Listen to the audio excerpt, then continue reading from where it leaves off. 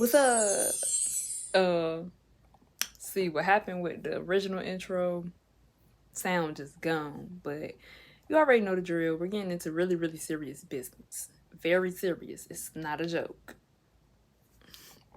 So the first time I remember seeing unconditional love show up in my life was where I was at a point where I had done a lot of work and I was just reflecting, looking back at all the work I had done for myself. And in the midst of looking at it, I began to look at the imperfections and the mistakes that I was making along the way. And in looking at it, like, I just felt this love for myself. It was like, oh my gosh, thank you so much, past self, for making these mistakes, because I wouldn't be where I am today, and it helped me develop a different type of love for myself, where even in making mistakes, even in being in the midst of things where it's not necessarily perfect, I was able to hold love for myself and hold that grace as well, because holding love also definitely includes holding grace. In me holding this love for myself exactly how I was with everything, all the imperfections, it released that expectation, the expectation of love. Like, hey, I'm not going to love you and show that love to you, be that love, embody that love until you get to this point in life, until you're right here. Yeah, then everything will be good. And then I can like fully show up for myself. Like, no, I have to show up for myself in the process. I love the process. I love the imperfections. I love that you don't fully have it yet, because also you have to know within yourself that whatever it is you do want, you're gonna have it. And that's where that kind of falls from. You try to put that love into that place to ensure that guaranteedness that, hey, this goal that I'm going after, it will happen because I place my love there. But no, it's not gonna happen. Placing your love all the way over there is not gonna help you right now move there. You have to love yourself now. With the imperfections, with the messy bits and all of it. In releasing these conditions that you have to be some type of way, you have to be in a certain place, a certain state in order to receive love, it lets yourself know consciously, subconsciously, that you're not worthy of it right now, you know? And that's why I really feel like I was able to apply it in my life in the way I was, because I look back and I'm like, shit, I wouldn't be here without the mistakes. You have to love that. You have to love the mistakes. You have to love the imperfectionness of it. That's what makes it so perfect. That's what makes it so beautiful. That's what gives it life, If life was so linear and everything just happened like fucking all clean and straight and apart and the way that you planned it to be, where would we really be? But you have to love yourself with no conditions. And it really starts within. It starts with giving yourself that love first. A lot of times you don't give yourself that unconditional love, you go out in the world doing the exact same thing. You give yourself that love first. I love myself no matter how I look. I don't have to look a certain way. I don't have to have a certain hairstyle, a certain outfit, or aesthetic. I don't have to have anything. I can love myself in my rawest form. And I I don't want to hear any comments, because that's a whole nother video. Showing up authentically is a whole different discussion, but it definitely goes hand in hand with this. But me personally, I take the time out to give myself that love in my rawest form. It's kind of like a seasonal thing for me, and I had that season like a couple months ago. I literally had my hair out, I was in my PJs, took my nails off, I didn't dress up, I didn't take TikToks, I just looked at myself in the mirror and danced. No matter how I looked, butt naked, afro, whatever it was.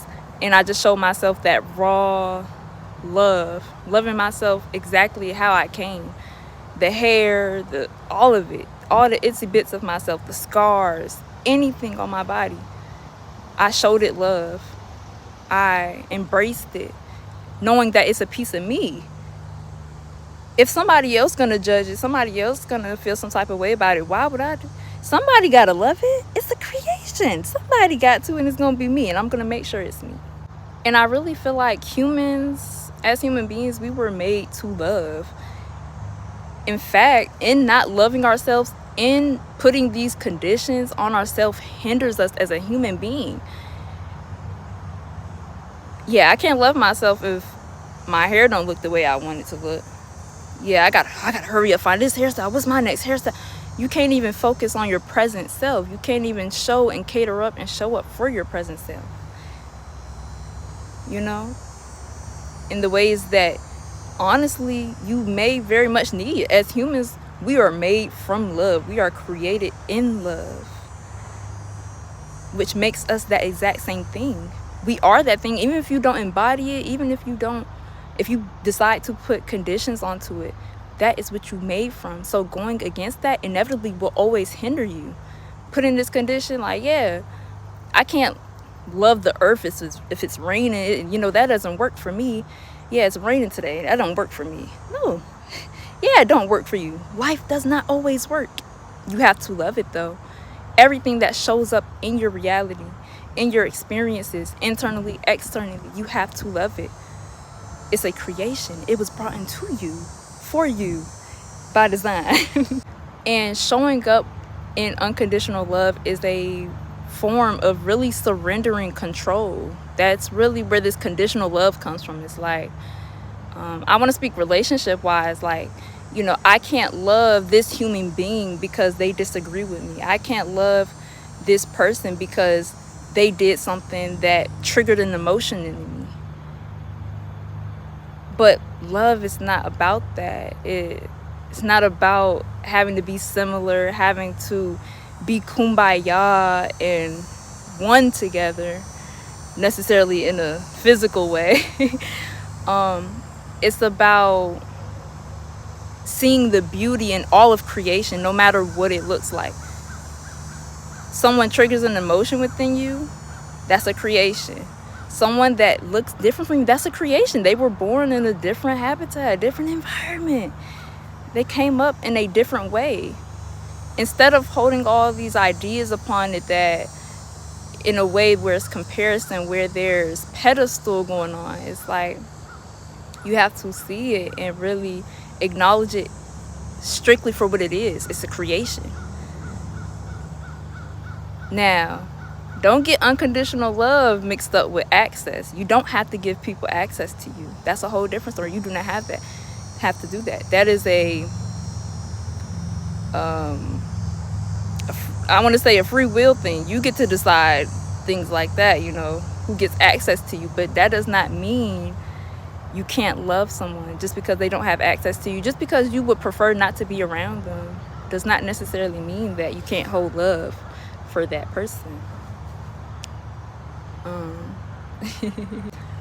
And self-love really starts with you. You love yourself for all that you are, every single thing about you, because it's you can find a reason if you like to, and want to make sure it comes from that rawness, not from something that's fabricated or created or something that's projected out into society for you to love and cater to, but something that you decided on your own that, hey, I love this thing about me, and you magnify that. My biggest thing was my chin.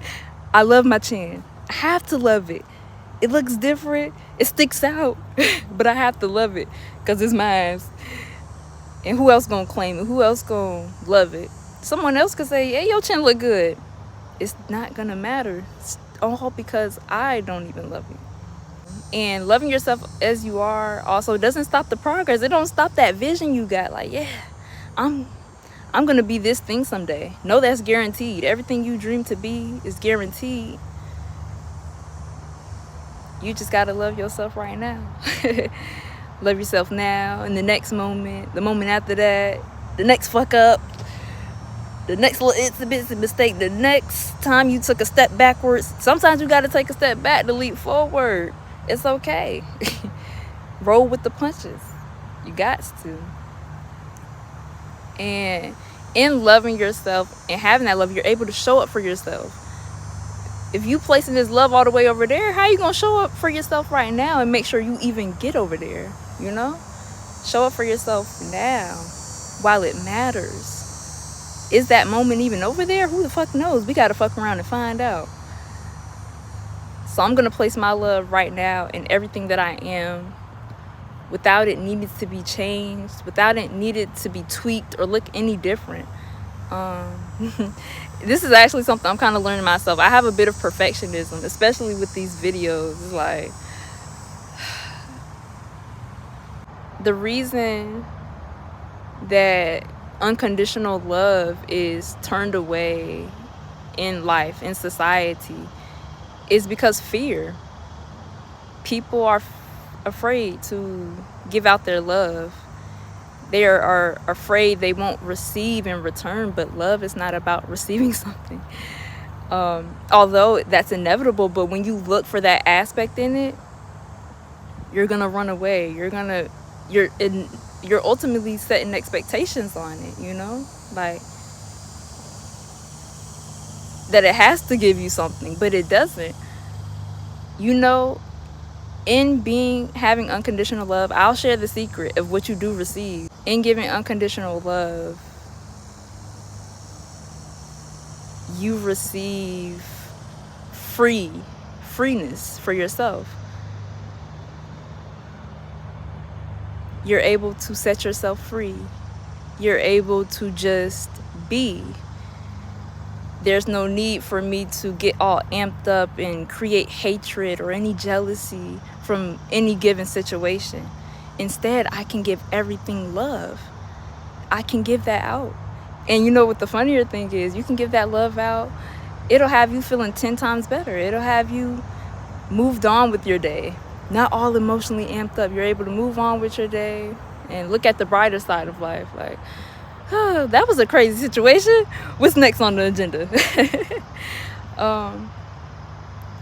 I feel like that's what it really gives you. It gives you ease. Love is easy. Love is supposed to be easy. It's a natural given talent that every human has, but not quite used in the most beneficial way, I'll say.